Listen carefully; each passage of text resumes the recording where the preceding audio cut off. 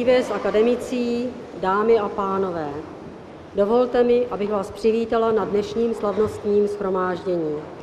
Je mi ctí, že vám mohu představit jeho magnificenci, pana prorektora Univerzity Karlovy, pana docenta doktora Michala Šobra, kandidáta věd, a spectabilis paní proděkanku Pedagogické fakulty Univerzity Karlovy, paní doktorku Janu Kropáčkovou, PhD.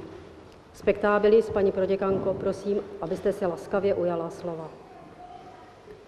Děkuji honorábilis paní promotorce, docence, doktorce Janě Kephartové, kandidáce věd, za zahájení dnešní promoce.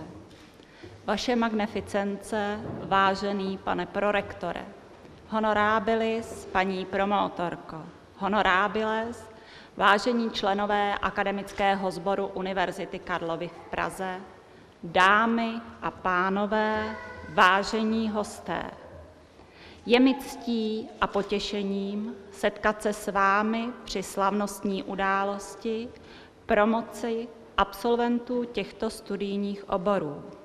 Studijní program pedagogika, studijní obor pedagogika předškolního věku, studijní program učitelství pro střední školy, studijní obor učitelství všeobecně vzdělávacích předmětů pro základní školy a střední školy v kombinaci český jazyk, hudební výchova, dějepis, německý jazyk, dějepis, základy společenských věd a německý jazyk a základy společenských věd.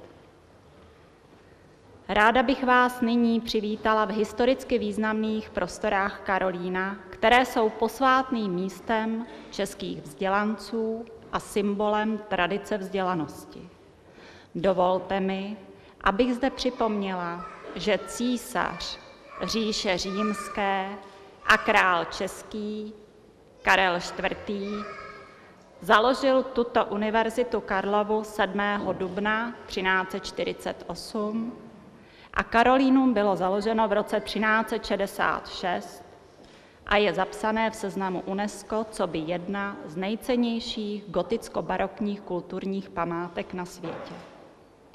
My se dnes nacházíme ve velké aule.